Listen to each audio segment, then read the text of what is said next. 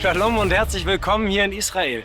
Mein Name ist Sebastian Ströbel und ich will zusammen mit Ihnen in den nächsten Tagen das Heilige Land erkunden. Wir fahren durch die wunderschönen Kraterlandschaften der Negev-Wüste, wir floaten auf dem Toten Meer, wir schwimmen mit Delfinen im Roten. Aber wo fangen wir an? Natürlich hier in Jerusalem, dem Zentrum dreier Weltreligionen. Ich kann es kaum erwarten. Was mit Ihnen? Na gut, los geht's. Jerusalem ist nicht nur eine der berühmtesten Städte der Welt, sondern auch eine der ältesten.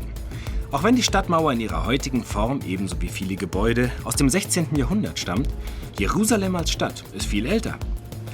Erste Berichte einer Ansiedlung an genau dieser Stelle stammen aus der Zeit 5000 Jahre vor Christi Geburt. Das Leben des modernen Jerusalem findet heute außerhalb der alten Stadtbegrenzung statt. Aber in den kleinen engen Gassen, in denen die Zeit stehen geblieben scheint, spielt sich seit Jahrhunderten Tag für Tag das bunte Leben ab. Heute ist die Altstadt ein Magnet für Touristen aus der ganzen Welt. Und sie ist noch immer das geistige Zentrum mit ihren Heiligtümern dreier Weltreligionen: dem Judentum, dem Christentum und dem Islam.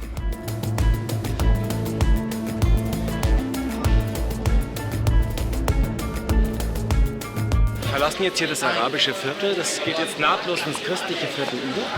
Und da vorne ist gleich die Grabeskirche.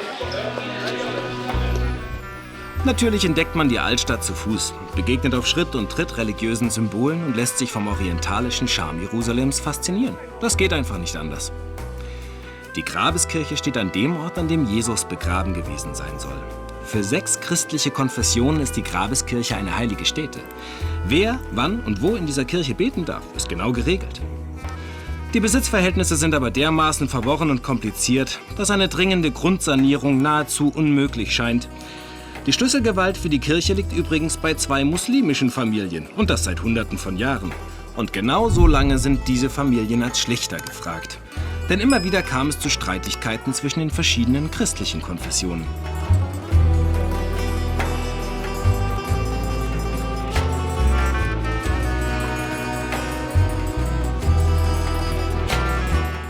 Die anderen religiösen Wahrzeichen in Jerusalems Altstadt sind natürlich der Felsendom und die Klagemauer.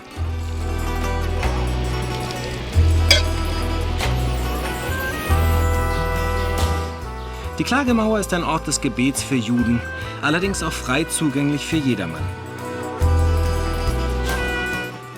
Gebetet wird streng nach Geschlechtern getrennt. Wünsche und Bitten werden auf kleinen Zetteln notiert und in die Mauerritzen gesteckt. Es ist einer der wenigen Orte weltweit mit einer religiösen Kraft, der man sich kaum entziehen kann.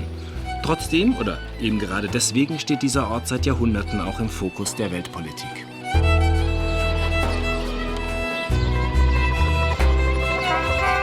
Gut 300 Kilometer südlich schwappen die sanften Wellen des Roten Meeres an den engen israelischen Küstenstreifen bei Eilat. Eilat ist nicht nur der südlichste Punkt Israels, sondern auch eines der beliebtesten Erholungsziele im Land. Dank seines warmen Klimas ist in Eilat 12 Monate im Jahr Badewetter.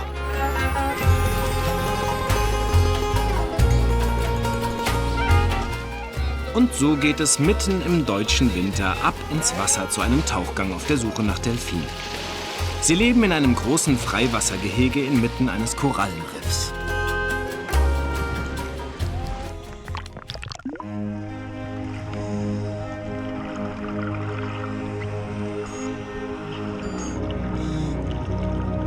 Eine wundervolle Unterwasserwelt.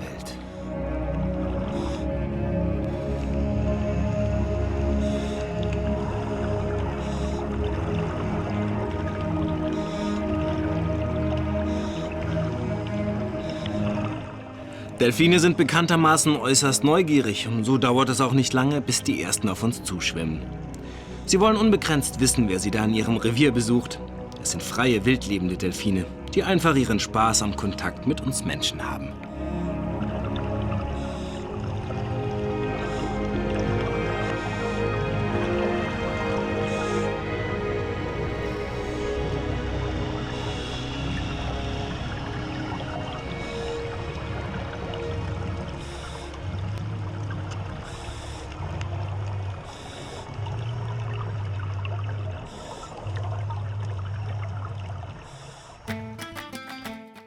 Ach ja, meine Fähigkeiten als Bergretter zahlen sich auch in Israel aus.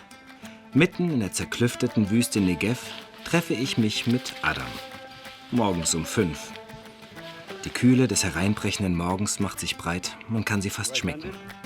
Felsenklettern und das damit verbundene Abseilen ist ein beliebter Sport in Israel. Da guckt man mal besser, ob die Karabiner alle zu sind. Das ist immer ganz gut, wenn man, egal wie erfahren jemand ist, kleiner Tipp, immer gegenseitig kontrollieren. 30 Meter wollen wir uns an den Seilen den Felsenturm hinablassen. Natürlich, Vertrauen in den Partner und in die Ausrüstung sind beim Abseilen unabdingbar. Und eine gewisse körperliche Fitness ist sicherlich von Vorteil. Bye bye. Bye bye.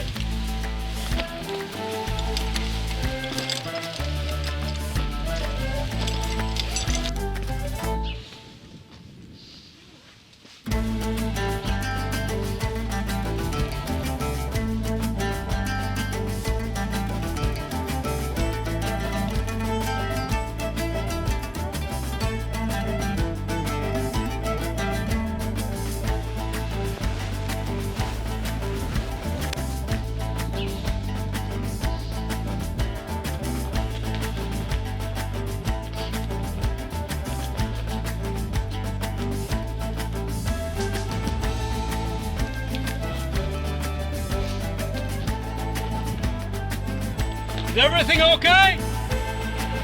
Everything's good. Alles geht gut. Und auf dem schwer zugänglichen Felsplateau werde ich mit einem Sonnenaufgang über der Wüste Negev belohnt. Dafür lohnt sich frühes Aufstehen.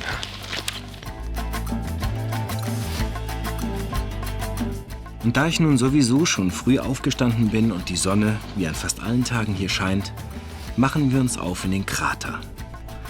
Der Krater bei Mitzpe Ramon ist wahrscheinlich am besten aus dem Weltall zu erkennen, denn seine größte Ausdehnung beträgt satte 40 Kilometer. Es ist ein sogenannter Erosionskrater. Diese sind nahezu einzigartig auf unserem Planeten. Und so ist das hebräische Wort für diese Kraterart Machtesh zum Fachbegriff in der Geologie geworden.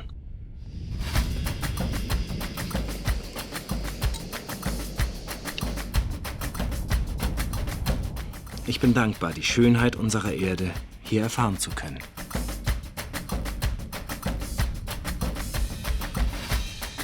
Wir steigen um auf das Fahrrad. Klar, damit sind wir bei weitem nicht so schnell unterwegs wie mit dem Auto, aber geht es darum? Nein, auf dem Rad ist man langsamer unterwegs und das ist auch gut so. So erlebe ich die Landschaft intensiver, bekomme einen viel besseren Eindruck von der Weite der Wüste. Man ist fast Teil der Szenerie und nicht nur Zaungast wie in der klimatisierten Fahrgastzelle eines Autos.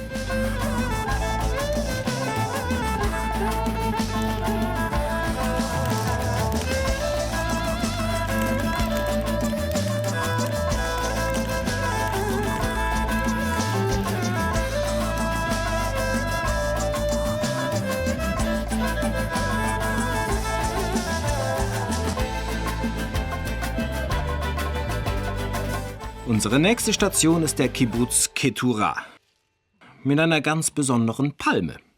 Sie entsprang einem 2000 Jahre alten Kern und das macht den Baum wohl zur ältesten Palme der Welt. Hier, so einen kleinen Samen hat mein Masala gefunden. Und das ist daraus geworden.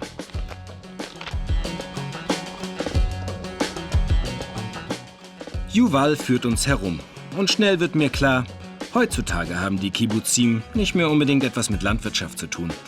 Viele haben sich neu orientiert und arbeiten inzwischen an technologischen Neuerungen, die auf dem Weltmarkt erfolgreich sind. Sie sind so etwas wie Start-ups in der Wüste. Hier wurde ein patentiertes Bewässerungssystem entwickelt und gezüchtet werden Algen. Eine gute Idee, denn für 1 Kilo Algenpulver als Nahrungsergänzungsmittel erzielt der Kibbuz satte $10.000.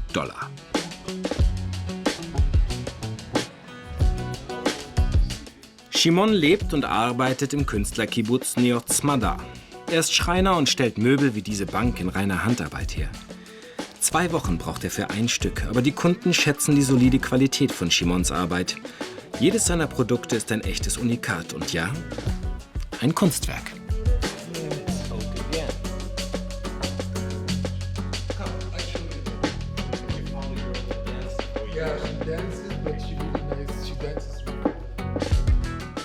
Der Künstler-Kibbuz mit seinem markanten Turm wurde 1989 gegründet. Schuli ist seit damals dabei und Gründungsmitglied. Das märchenhaft anmutende Gebäude ist im Prinzip eine Klimaanlage. In der Turmspitze wird Wasser versprüht und mit der entstehenden Verdunstungskälte wird die Temperatur in den Zimmern erträglich gehalten. Bei manchmal über 40 Grad im Sommer ist das eher Notwendigkeit als Luxus. Dieses physikalische System hat man sich bereits in der Antike zunutze gemacht.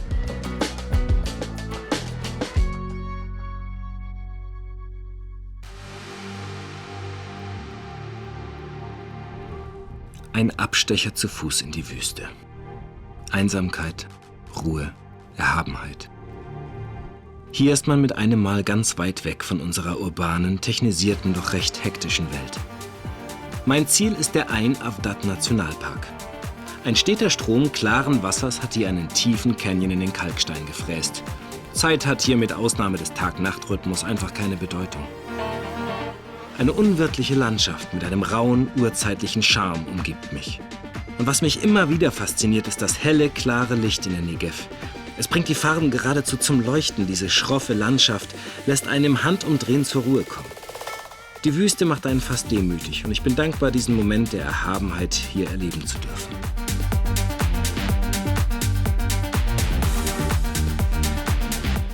Also ich kann gut verstehen, dass die Mönche hierher gekommen sind, um die Einsamkeit zu suchen. Toll hier. Vor über 2000 Jahren haben hier Eremiten Kammern in den Fels gehauen. Für sie war es der perfekte Ort zur inneren Einkehr.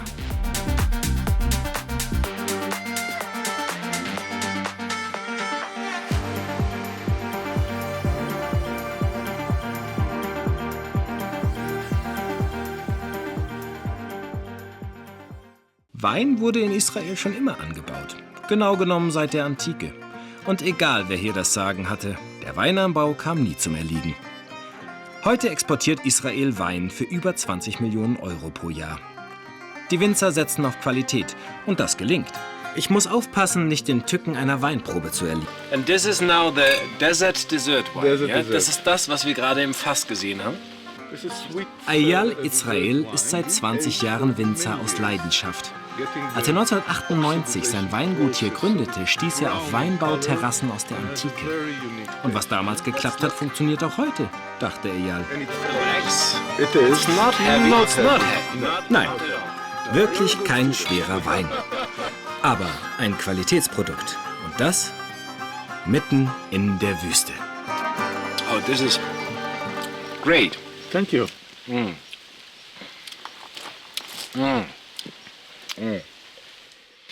Ihr solltet mal die Blicke von allen drumherum sehen. Großartig.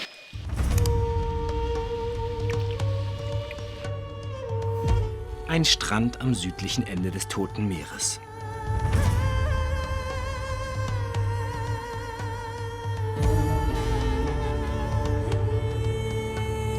Das da unten bin ich. Und ich treibe keineswegs auf einer Luftmatratze durchs Wasser. Den israelischen Klassiker, das Tote Meer, musste ich einfach ausprobieren. Und all die fantastischen Geschichten über ein Meer, in dem man einfach nicht untergehen kann. Sie stimmen.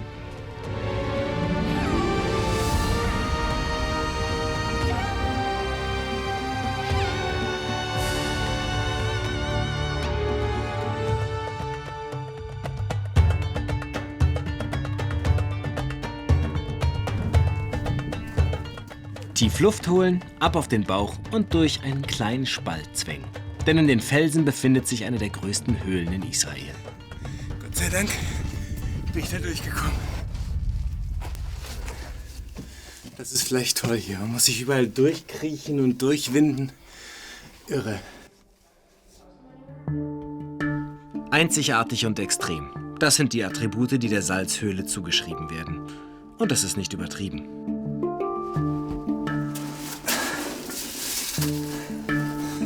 Hier hat es natürlich nicht geschneit. Alles voll mit Salz.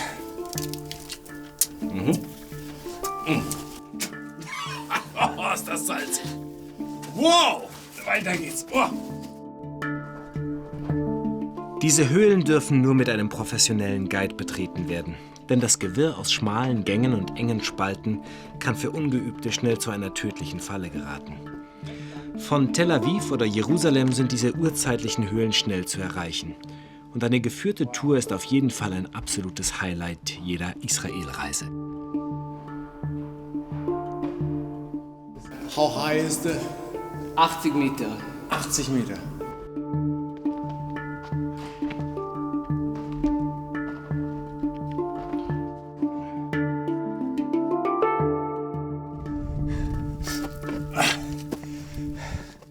Das war eng und echt cool. Für uns Europäer sind es exotische Tiere.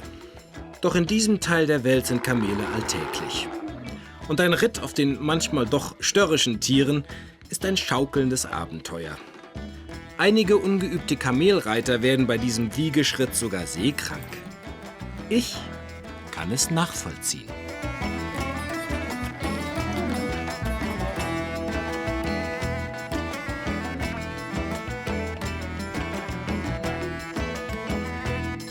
Es ist zwar nur ein kurzer Ritt durch die Wüste, trotzdem sind der süße Tee und das Gebäck, das uns die Beduinen reichen, an diesem kühlen Morgen eine willkommene Stärkung. Diese Beduinen haben sich den veränderten Zeiten angepasst. In ihren Zelten empfangen sie Gäste und bewirten sie nach traditioneller, althergebrachter Art.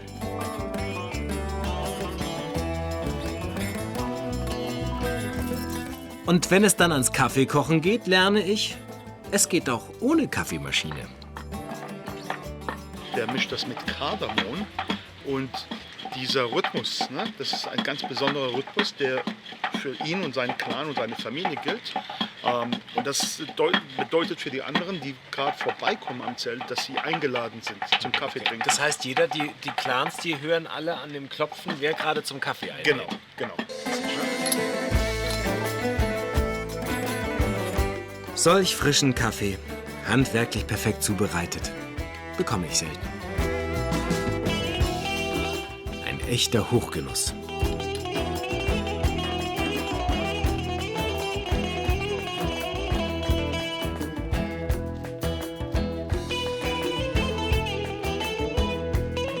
In der Wüste Negev befindet sich auch das Grab von David Ben-Gurion und seiner Frau Paula.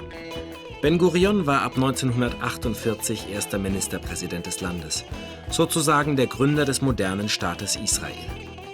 1970 zog sich David Ben-Gurion aus der Politik zurück und verbrachte die Jahre bis zu seinem Tod 1973 im Kibbutz Sde Boker. Sein Grab in der Nähe ist zu einem Denkmal geworden.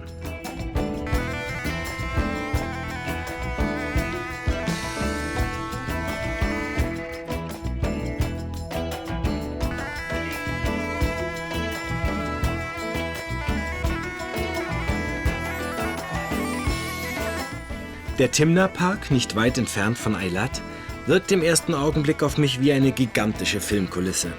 Aber natürlich ist hier alles echt und ein hervorragendes Gelände für eine leichte Kletterpartie im roten Sandstein.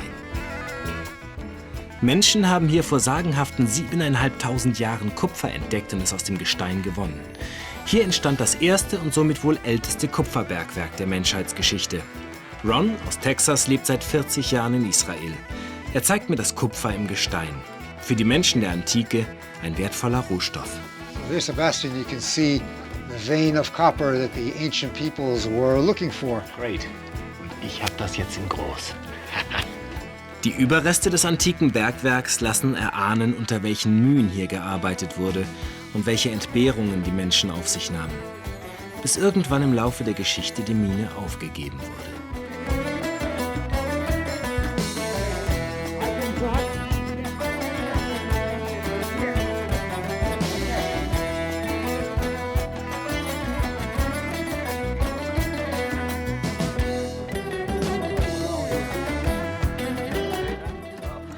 Also wir wissen jetzt, dass die Ägypter entweder sehr klein waren oder dass hier Kinder einfach die Ausgrabungen machen mussten. Ich bin erstaunt, wie gut die jahrtausendealten Stollen und Gänge erhalten sind. Das warme und vor allem trockene Klima der Wüste hat seinen Teil zur Konservierung der Relikte antiker Industriegeschichte beigetragen. So, jetzt geht die Sendung leider schon zu Ende und somit auch meine Woche in Israel. Es hat mir sehr viel Spaß gemacht. Ich habe viel erlebt, muss viel verarbeiten. Das werde ich jetzt zu Hause tun. Und dann werde ich eins tun, nämlich wiederkommen, ganz sicher. Und ich hoffe, dass Sie das auch machen werden und Lust bekommen haben beim Schauen dieser Sendung. Ja, und vielleicht sehen wir uns dann hier. Alles Gute, bis bald. Tschüss.